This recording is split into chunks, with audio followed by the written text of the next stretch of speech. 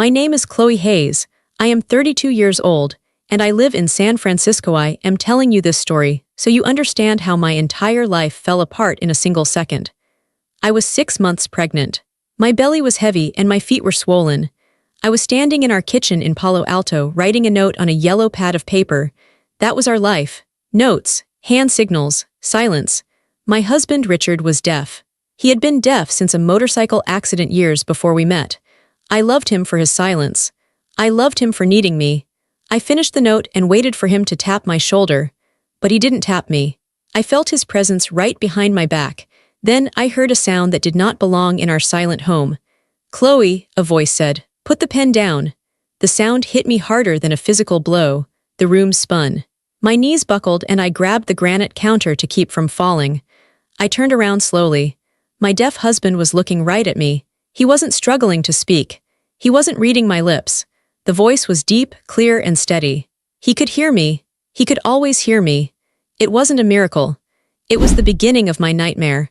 But before I tell you how everything flipped, like and subscribe, drop a comment. Where are you watching from? My name is Chloe Hayes. I am 32 years old. Before Richard, my life was a quiet, suffocating room that I couldn't find the door to leave. I was 32 years old. In my family, 32 isn't just an age. It is a deadline. It is a siren blaring that something has gone wrong. I remember my 32nd birthday clearly. I didn't want a party, but my mother insisted.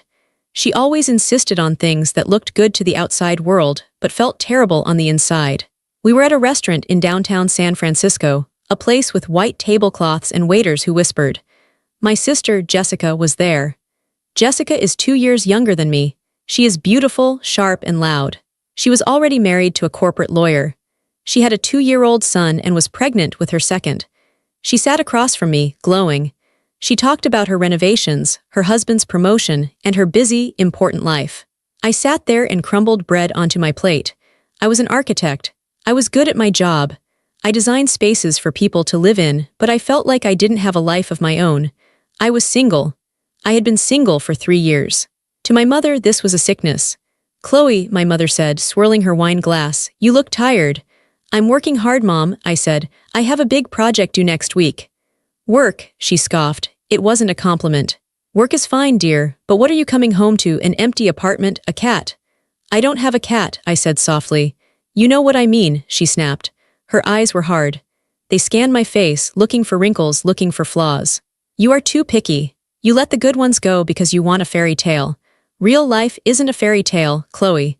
Real life is finding someone who can take care of you before you lose your looks." That was the narrative.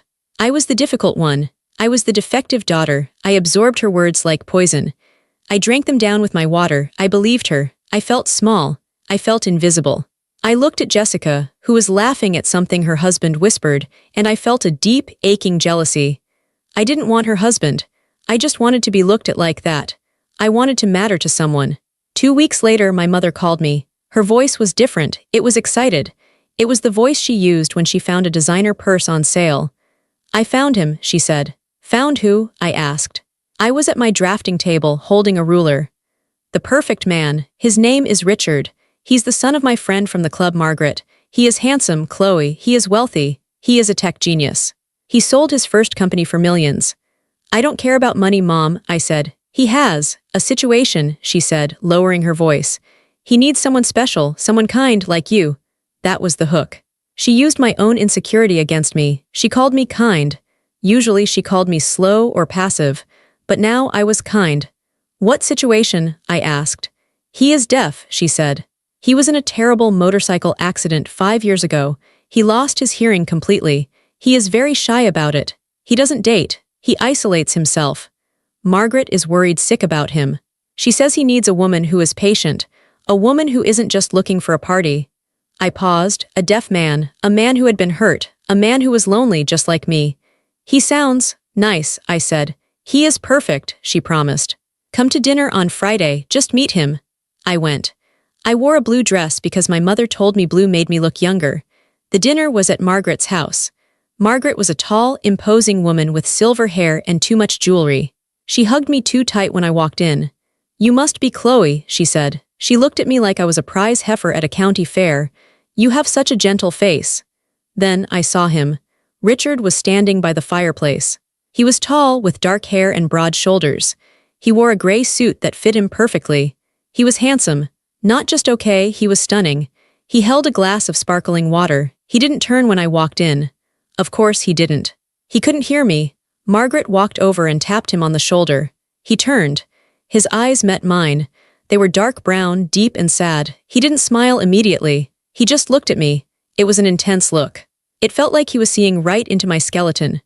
"Richard," Margaret signed, her hands moving stiffly. "This is Chloe." He smiled then. It was a small, shy smile. He reached into his pocket and pulled out a small, leather-bound notepad and a silver pen. He wrote something down and handed it to me. "Hello, Chloe, you look beautiful in blue." I felt a blush rise up my neck. I took the pen. My hand was shaking. "Thank you, Richard. It is nice to meet you. We spent the whole night like that." Passing the notepad back and forth. The silence between us wasn't awkward, it felt intimate. The rest of the table, my mother, his mother, my sister, they were all loud. They clinked glasses and laughed and shouted over each other. But Richard and I were in a bubble. We were in a private world of paper and ink. He wrote, "Do you like being an architect?" I wrote, "I love it. I like making order out of chaos." He wrote, "I understand that. My world is very chaotic since the accident. I like coding because it is structured. It is silent logic." I felt a pang in my chest. He was vulnerable. He was opening up to me. I looked at his hands. They were strong, clean hands. I imagined them typing code. I imagined them riding a motorcycle before the crash. My mother watched us from across the table. She gave me a thumbs up when Richard wasn't looking. I hated her approval, but I also craved it. For the first time in years, I wasn't failing. I was succeeding. I was charming the rich, handsome, tragic man. After dinner, he walked me to my car. The night air was cool. He couldn't hear my heels clicking on the pavement. He opened my car door for me. He didn't try to kiss me. He just took my hand, squeezed it gently, and then wrote one last note. "The world is very loud. You are very quiet. I like that." I drove home with my heart pounding. I didn't feel lonely that night. I felt seen. I felt useful. I thought I was falling in love with a man who needed me. I thought I was special because I was willing to bridge the gap of his silence. I didn't know that the silence was a weapon. I didn't know that every note he wrote was a lie. I didn't know that while I was writing about my hopes and dreams on that paper, he was analyzing me, testing me, judging me. I went to sleep that night hugging my pillow, thinking about his sad brown eyes. I thought I had found my purpose. I thought I was saving him, but I was the one walking into a trap. The relationship moved fast. Or rather, the commitment moved fast. The emotional connection felt slow and deep, like wading into thick water. We didn't go to movies. We didn't go to concerts. We went to quiet parks. We went to museums. We sat in his expensive apartment in Palo Alto, overlooking the bay, and we existed in his silence. I became obsessed with learning American Sign Language, ASL. If I was going to be his partner, I refused to rely on notepads forever. I wanted to speak his language. I wanted to show him and my mother and his mother that I was dedicated. I bought books. I watched videos online. I hired a private tutor, a woman named Sarah who was deaf herself. I met with her 3 times a week before work. I practiced in front of the mirror until my hands cramped. Hungry, tired, love, home, pain, joy. I remember the first time I signed a full sentence to him. We were at a coffee shop 3 months after we met. He was drinking a black coffee, looking out the window. I tapped his hand. He looked at me. I raised my hands. "I would like to go to the beach this weekend with you." He froze. His eyes widened. He looked at my hands, then at my face. He looked genuinely shocked. He signed back, slow and simple so I could follow. "You learned this for me." "Yes," I signed. "I want to talk to you." He reached across the table and held my face in his hands. He didn't say anything, he couldn't, or so I thought, but he looked at me with such intensity that I felt tears prick my eyes. I felt like a saint. That is the ugly truth. I felt like a good person. I felt superior to my sister, who only cared about money and status. I was caring about a soul. I was making a sacrifice. His mother, Margaret, fed this feeling. She called me every day. "You are an angel, Chloe," she would say.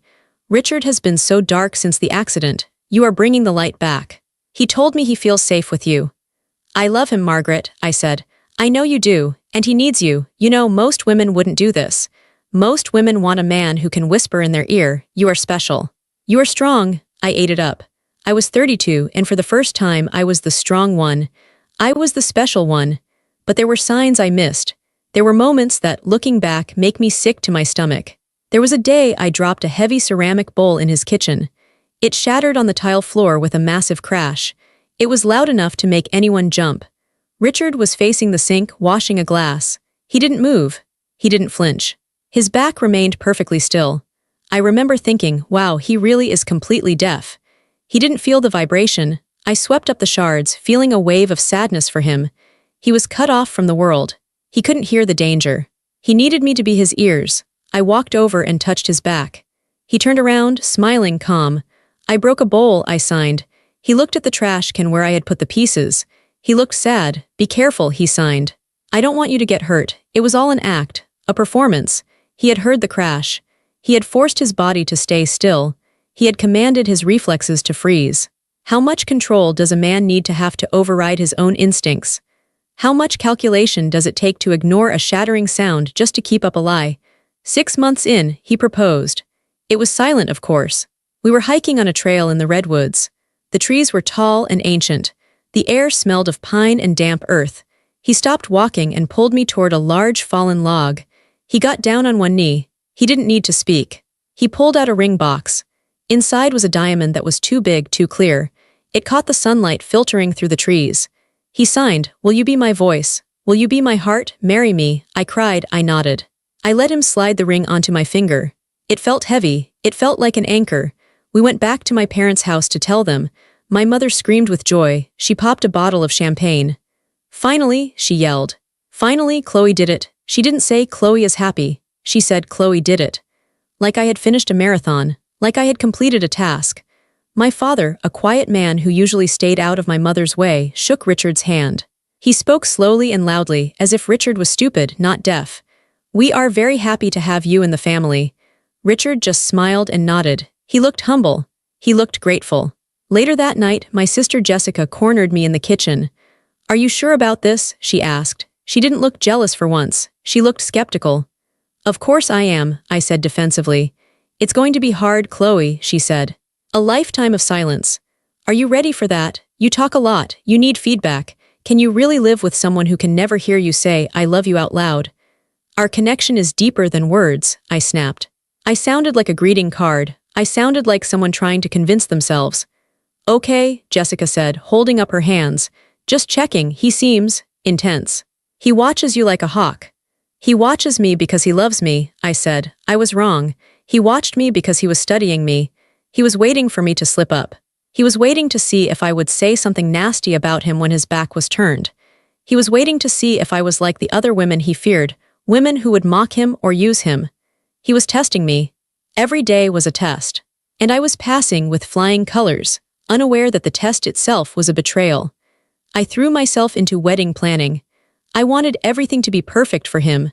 I arranged for a sign language interpreter for the ceremony. I picked music with heavy bass so he might feel the rhythm on the floor. I made sure the lighting was bright so everyone could see hands moving. I was building a shrine to his disability. I was building a life around a hole that didn't exist. We married in Napa Valley in the spring. The vines were just starting to turn green. The air was crisp. It was an expensive wedding. His mother paid for almost everything. She wanted a show. She wanted everyone to see her generous son and his devoted wife. I walked down the aisle alone. My father offered to walk me, but I wanted to walk to Richard on my own terms.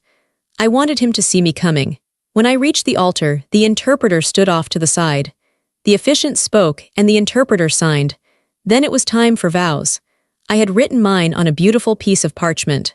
I handed it to the officiant to hold, and I turned to Richard. I had practiced this for weeks. I was going to sign my vows. I took a deep breath. My hands shook slightly, but I steadied them. "Richard," I signed. "You have taught me the beauty of silence. You have taught me to listen with my eyes and my heart. I promise to be your partner. I promise to protect you. I promise to never let you feel alone in the quiet. I love you." A tear rolled down Richard's cheek.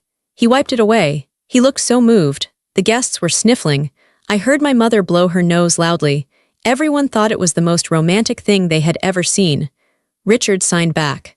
His movements were fluid, native. "Chloe, you are my savior. You are the only person who sees me. I give you my life. I give you my trust. He kissed me. It was a gentle kiss. The crowd cheered. I felt triumphant. I was Mrs. Chloe Hayes Miller. I was a wife. I was a protector. We moved into his house in Palo Alto permanently. It was a modern house, full of glass and sharp angles. It was beautiful, but it was cold. The silence of the marriage set in immediately.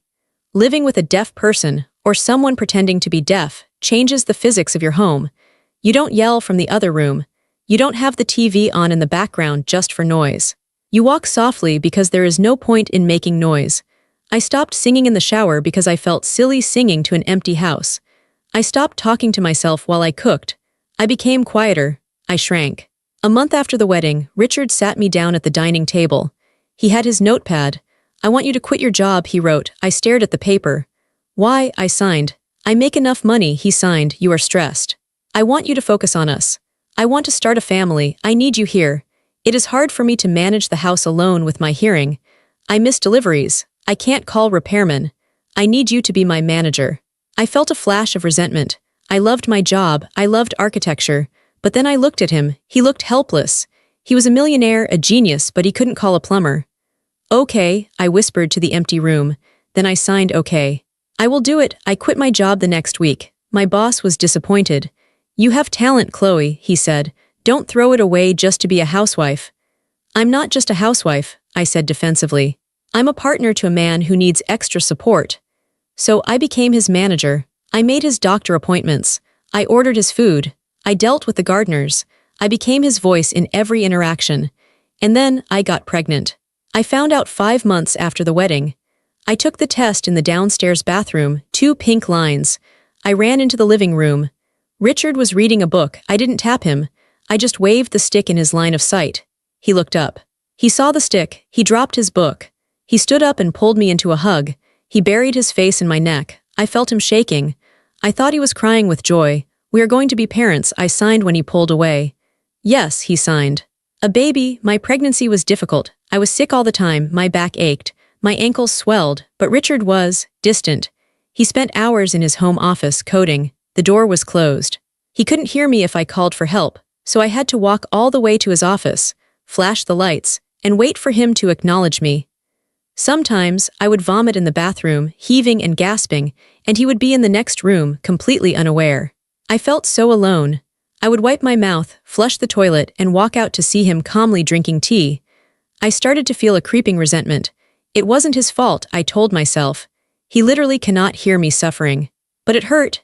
It hurt to be so physically miserable, and have your husband be oblivious unless you waved a flag in his face. I was 6 months pregnant when the cracks started to show, though I didn't recognize them as cracks at the time. One afternoon, I was on the phone with my sister. I was in the kitchen, chopping vegetables. I had the phone tucked between my ear and shoulder. "He's just so useless sometimes," I complained to Jessica. "I have to do everything. I have to be his ears for everything. I'm exhausted, Jess. I'm huge, I'm tired, and I just want him to, I don't know, hear me." I turned around. Richard was standing in the doorway. My heart stopped. I dropped the knife. He was looking at me. His face was blank. I quickly hung up the phone. "Richard," I signed, "you scared me. I didn't see you." He just stared at me. He didn't sign anything. He looked angry or disappointed. "What is wrong?" I signed. He shook his head. He turned and walked away. I chased after him. "Did you need something?" He wrote on a pad on the counter. "I just wanted water." "Don't worry." I let it go. I thought he was just in a bad mood. I didn't know that he had heard every word I said to my sister. I didn't know that I had failed one of his tests. I had complained. I had shown weakness. The atmosphere in the house changed after that. He was colder. He touched me less. He stopped leaving me sweet notes. I thought it was me. I thought I was being hormonal and ungrateful. I tried harder. I cooked his favorite meals. I gave him back rubs. I signed "I love you" 10 times a day. He would just nod. I didn't know the countdown had started. I didn't know he was deciding whether to keep the charade going or to blow it all up. It was a Tuesday. A rainy, gray Tuesday in November. I was 26 weeks pregnant. My belly was a tight, hard mound. I was wearing oversized sweatpants and one of Richard's old t-shirts. I was in the kitchen making a grocery list. We were out of milk. We were out of bread. I was writing on the yellow notepad we kept on the granite island. The house was silent, as always. The only sound was the hum of the refrigerator and the rain tapping against the glass. Richard had been in his office all day. I hadn't seen him since breakfast. I finished the list. I tore the page off. I was about to walk to his office to show him the list, to ask if he wanted anything specific. I didn't hear him walk in. He was wearing socks. I was facing the window, looking at the rain. Then it happened. Chloe. The word hung in the air. It wasn't a grunt. It wasn't a deaf person's vocalization, the kind that is loud and unmodulated because they can't hear their own volume. It was a spoken word, pitch perfect, baritone, smooth, controlled. Chloe put the pen down. My brain broke. For a second I thought there was an intruder. I thought someone had broken in. I spun around, clutching my chest. Richard was standing there. He was leaning against the refrigerator, his arms crossed over his chest. He looked calm, he looked bored. "Richard," I whispered. He didn't reach for a notepad. He didn't sign. He looked me in the eye and spoke. "Stop whispering, Chloe, I can hear you. I can hear the rain. I can hear the fridge humming, and I can hear your heart beating from here." I couldn't breathe, the room tilted, I grabbed the counter. "What?" I gasped. "What are you?" "You're talking." "I am," he said. "I'm talking, and you're listening, finally." "But the accident," I stammered. My hands were shaking so hard I dropped the grocery list. "You're deaf. You've been deaf for 5 years." "No," he said. "I haven't." He walked toward me. I stepped back. I was terrified. This wasn't my husband. This was a stranger wearing my husband's face. "I had the accident," he said, his voice casual, as if discussing the weather. I burst an eardrum. "It healed in 3 weeks. My hearing is perfect. Actually, it's better than average. I have sensitive hearing." "I don't understand," I cried. Tears were streaming down my face. Why did you lie? Why did you let me learn sign language? Why did we? The wedding, everything." "It was a test," he said. "A test. My mother's idea originally," he said. "But I agreed with it. You see, Chloe, I have a lot of money. I have a lot of assets. And I have very low tolerance for fake people. After the accident, I realized something. When people think you're broken, they show you who they really are. They stop trying to impress you with words. They treat you like furniture." He circled the island, coming closer. "I wanted a wife who wasn't in it for the chatter. I wanted a wife who would serve me, who would be patient, who would learn a whole new language just to please me. I wanted to see if you were capable of true devotion." "Devotion?" I screamed. "I scrubbed your floors, I quit my job, I have been living in silence for 2 years for you." "And you did a good job," he said. "Mostly, until lately. You've been complaining, Chloe, to your sister, calling me useless." My blood ran cold. "You heard that?" "I hear everything," he snapped. His voice was sharp now. "I hear you sigh when you pick up my socks. I hear you muttering when you do the dishes. You aren't as saintly as you pretend to be." "I am human," I yelled. "I am pregnant and tired." "You passed the entrance exam," he said coldly. "But you're failing the maintenance phase." "I'm bored of this, Chloe, I'm bored of the silence. It's exhausting pretending not to hear, so I'm done." "You're done?" I stared at him. "We are married, I am carrying your child." "I know," he said. "That complicates things. But I couldn't keep it up anymore. The charade is over. I can hear. Now make me a sandwich and use your voice. I'm sick of the hand waving." He turned his back on me. He turned his back on me and walked toward the living room, whistling. He was whistling a tune. I stood there in the kitchen, my hands clutching my pregnant belly. The betrayal wasn't just that he lied. It was the cruelty of it. He had watched me struggle. He had watched me cry over my inability to communicate with him. He had watched me make a fool of myself, day after day, year after year. And he had laughed. He and his mother had laughed. I wasn't a wife. I was a lab rat in a maze. I fell to the floor. I couldn't stand anymore. I sat on the cold tiles and wailed. And for the first time in our marriage, he didn't come to check on me. He just turned on the TV in the other room. Loud. The sound of the television from the living room was deafening. It was a game show. People were cheering. Bells were ringing. The noise washed over me, a cruel reminder that silence had never really existed in this house. It had only existed for me. I sat on the kitchen floor for a long time. My legs were numb. My baby kicked hard against my ribs, a sharp, rhythmic thud that made me feel sick. The baby. My child was half him.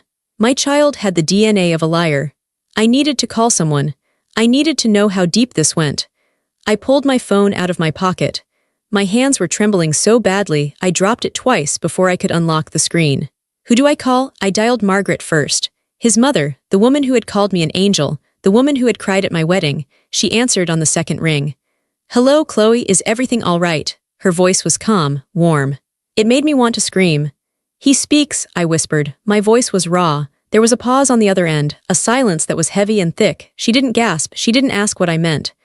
Oh, she said. Her tone shifted instantly. The warmth evaporated. She sounded like a business manager dealing with a complaint. He told you then. We thought he might wait until the baby was born, but, well, Richard has always been impulsive. You knew, I choked out. You knew the whole time. Of course I knew, Chloe, I'm his mother. You lied to me, I cried. You sat at dinner with me. You watched me learn sign language. You watched me hire tutors. You watched me cry because I couldn't communicate with him. You watched all of it. It was necessary, Margaret said sharply. Richard has trust issues. He has substantial wealth to protect. We needed to be sure you weren't like the others. We needed to be sure you were committed to him, not the lifestyle. And honestly, Chloe, look at how happy you were. You had a purpose. You felt needed. We gave you that. You gave me a lie, I screamed. We gave you a marriage, she corrected. Now stop being dramatic. He can hear. Isn't that good news? Most wives would be thrilled to find out their husband isn't disabled. You should be celebrating. Go wash your face. She hung up. I stared at the phone. My stomach churned. The room felt like it was shrinking, the walls closing in. Most wives would be thrilled. She was twisting reality. She was making me feel crazy for being hurt. I needed my mother. I needed the woman who had pushed me toward him, yes, but surely she didn't know. Surely my own mother wouldn't sell me into a fake marriage. I dialed her number.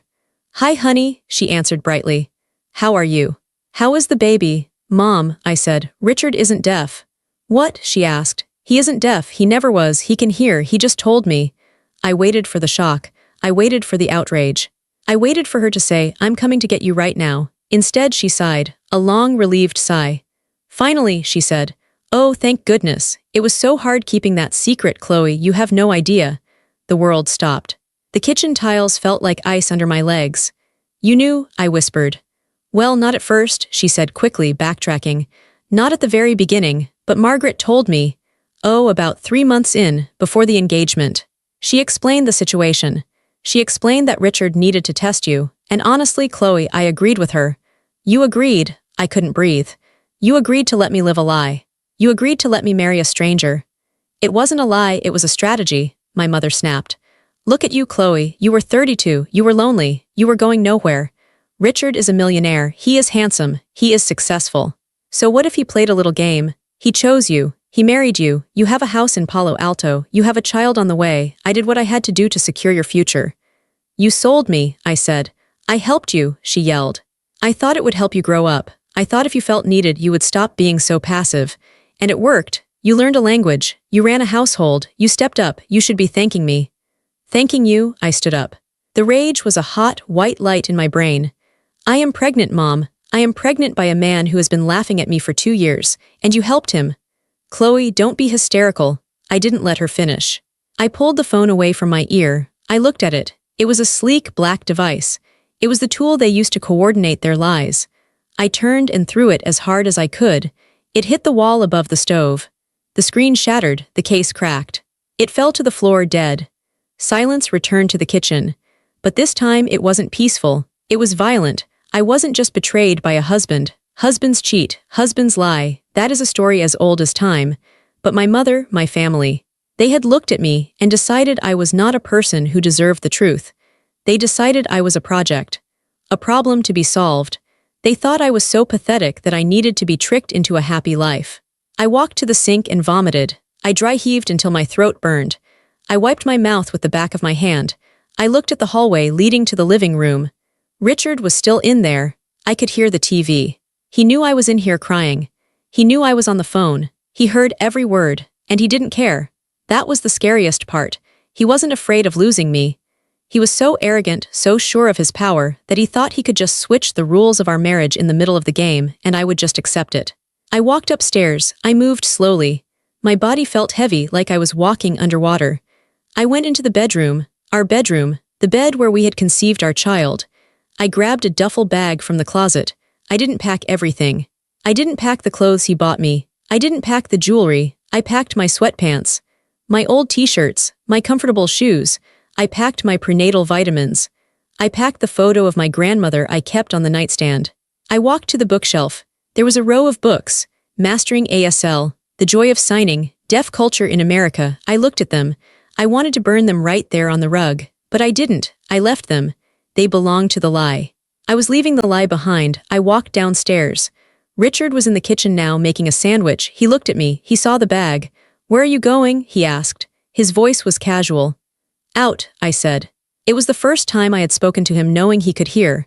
It felt strange. It felt forbidden. "Don't be dramatic, Chloe," he said, taking a bite of turkey. "You're pregnant. You have nowhere to go. Your mother is on my side." I heard the call. "You hear everything, right?" I said. "I do," he smirked. "Sit down, eat something, you'll get over it. We have a good life, don't throw it away just because your ego is bruised." I looked at him. I looked at his handsome face, his working ears, his cruel mouth. "It's not my ego," I said softly. "It's my reality." I walked out the door. I got into my car. I didn't look back. I drove to San Francisco. The rain was coming down harder now, blurring the lights of the highway into long, red streaks. I couldn't see well. I was crying, but silently. It was a steady stream of tears that just wouldn't stop. I didn't go to my parents' house. I would never go there again. I went to Jessica's. My sister lived in a townhouse in the Marina district. It was narrow and expensive. I parked in her driveway and just sat there for 10 minutes. I was shaking. I was 7 months pregnant, homeless and husbandless. I rang the doorbell. Jessica answered. She was wearing yoga pants and holding a glass of wine. She looked annoyed at first, then her face dropped when she saw me. "Chloe," she said. "My God, you look like a ghost. What happened?" I couldn't speak. I just pointed to my belly, then to my ears, then to the car. I couldn't form the sentence, "Richard isn't deaf." It sounded too stupid. She pulled me inside. She sat me on her beige sofa. She got me a blanket. "Talk to me," she commanded. "Did he hit you?" "He spoke to me," I whispered. Jessica frowned. "What? He spoke. He isn't deaf, Jess. He never was. It was a test." Mom knew. His mom knew. It was all a game. Jessica stared at me. Her mouth opened, then closed. She set her wine glass down on the coffee table hard. "He faked it?" she asked. "Yes, for 2 years. Yes, and Mom knew." "Yes." Jessica stood up. She walked to the window. She walked back to the sofa. She looked like she was trying to calculate the physics of what I had just said. "I knew he was weird," she muttered. "I told you, remember, I said he watched you like a hawk. I said it was intense. But this is psychotic, Chloe. This is a thriller movie plot." "I have nowhere to go," I said. "I can't go home." "You are staying here," she said firmly. "For as long as you need. Dave is on a business trip. You can have the guest room." She sat next to me and hugged me. Jessica and I had never been very close. We were competitive. She was the golden child, and I was the disappointment. But in that moment, the rivalry vanished. She was a woman, and I was a woman, and we were both looking at the sheer insanity of what men and mothers could do. "Mom called me a project," I cried into her shoulder. "Mom is a narcissist," Jessica said, stroking my hair. "We both know that, but this is a new low. Don't worry, I've got you. We're going to handle this." The next few weeks were a blur of gray survival. I slept in Jessica's guest room. I spent my days staring at the ceiling. I felt like I had been in a cult and had just escaped. I had to deprogram myself. I would catch myself not flushing the toilet to avoid noise. I would catch myself gesturing with my hands when I spoke to Jessica. Every time I did it, I felt a fresh wave of humiliation. I had trained myself to be a dog for a master who didn't exist. Richard tried to contact me. He texted, "Come home. Stop acting like a child. We have a baby to think about." I blocked his number. He sent flowers. Huge, expensive bouquets of white lilies. I threw them in the trash compactor. He sent emails. "My mother wants to apologize. She thinks you are overreacting." I deleted them. I was in survival mode. I focused on the baby. I rubbed my belly. "It's just us," I whispered to her. "I won't lie to you, I promise." One afternoon, I found a box in my trunk. It was a box of flashcards I had used to learn ASL. Pictures of hands making shapes. A for apple, B for boy. I took the box to Jessica's fireplace. I lit a fire. I sat there on the rug. The heat was intense. I took the first card, family. 2 hands circling each other. I threw it in the fire. The cardboard curled and blackened. The word family disappeared in a burst of orange flame. I took the next card, trust. 1 hand grasping the other. I threw it in. I sat there for an hour, feeding the fire with my vocabulary. I burned love. I burned husband.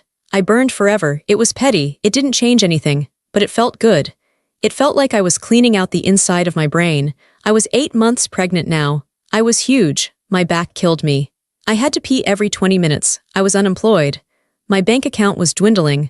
I felt terrified. How was I going to raise a child alone? How was I going to fight Richard? He had millions. He had lawyers. He could take my baby. That fear woke me up at night.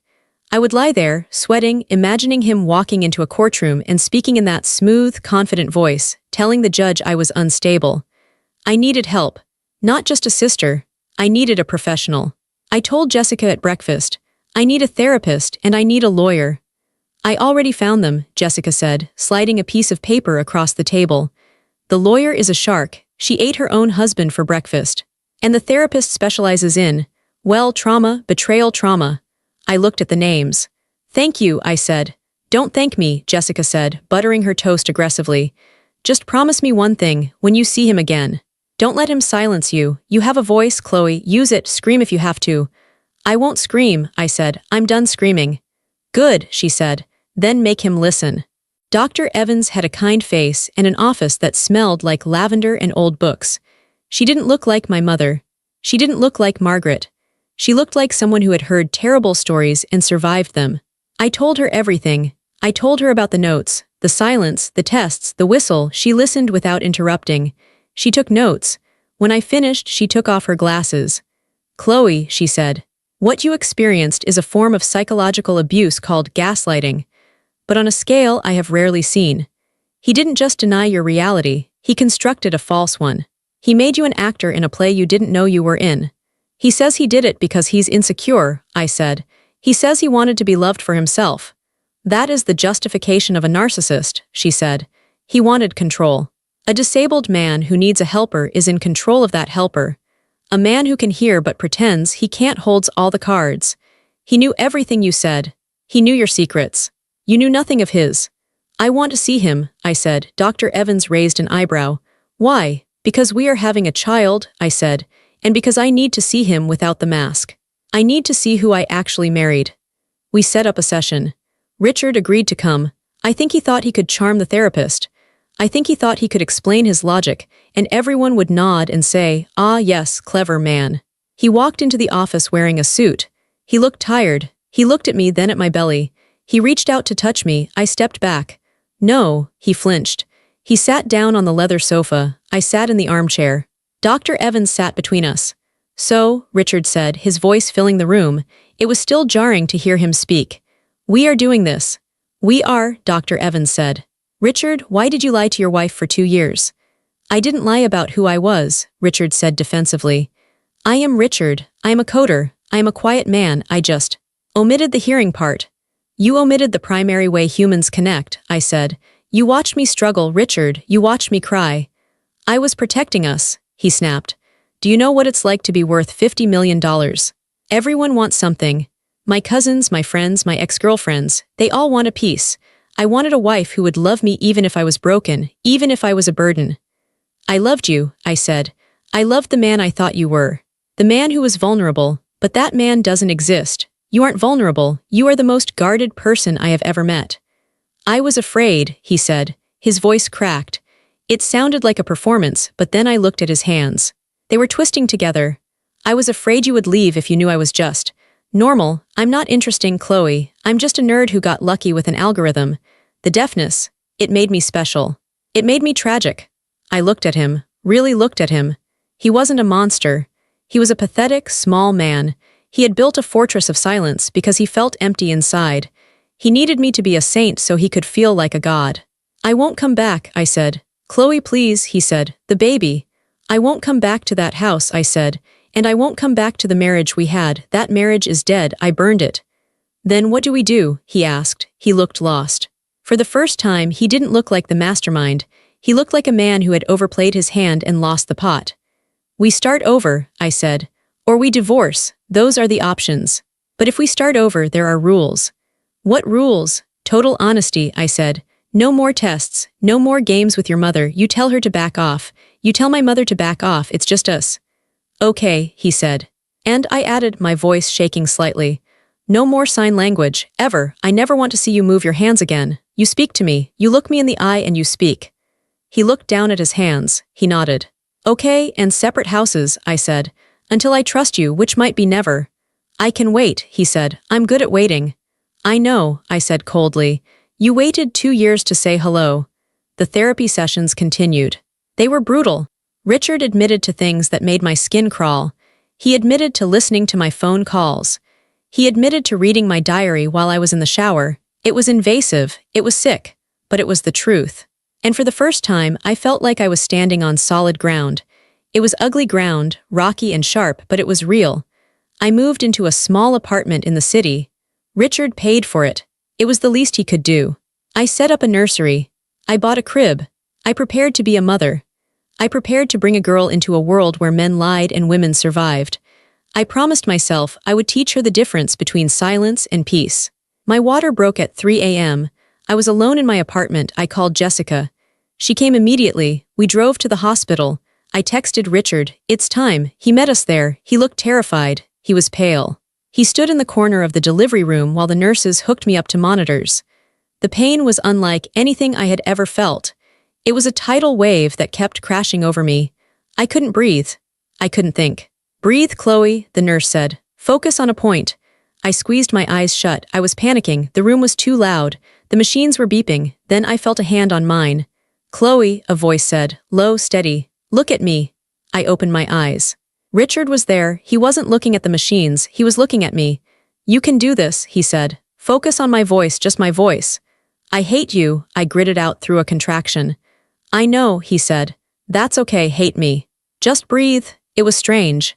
His voice, the voice that had been the weapon of his betrayal, became my anchor. It was strong. It was present. He talked me through every wave. He didn't sign. He didn't retreat. He used his words to build a rope, and he pulled me through the pain. Claire was born at 6:12 a.m. She screamed. It was a loud, piercing scream.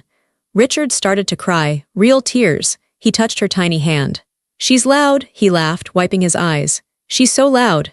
Good, I whispered. She should be. Seeing him hold her softened something in me. It wasn't forgiveness. Forgiveness is a big word, a heavy door that takes a long time to open.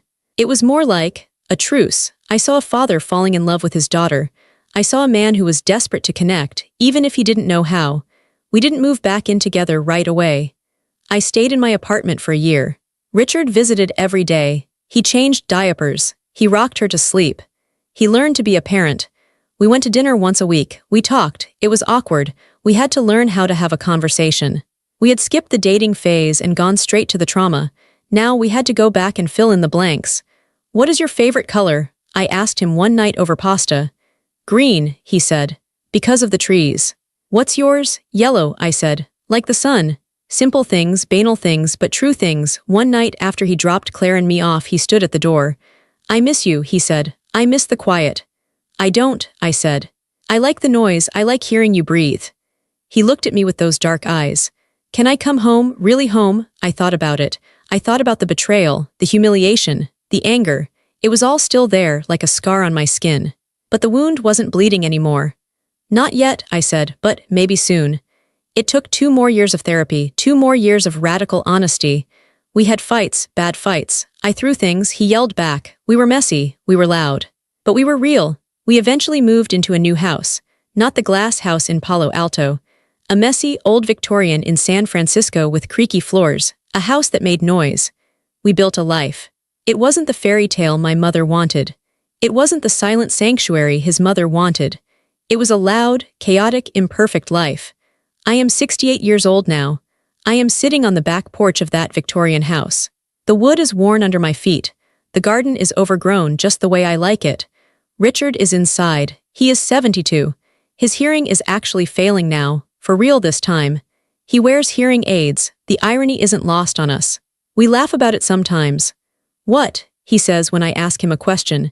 Turn your ears up, old man, I say, and he smiles. Claire is 35. She is an architect like me. She is loud and fierce and takes no nonsense from anyone. She knows the story. We told her everything when she was 18. She looked at her father and said, "You were an idiot, Dad." And he said, "I was." And that was it. I look back at that moment in the kitchen.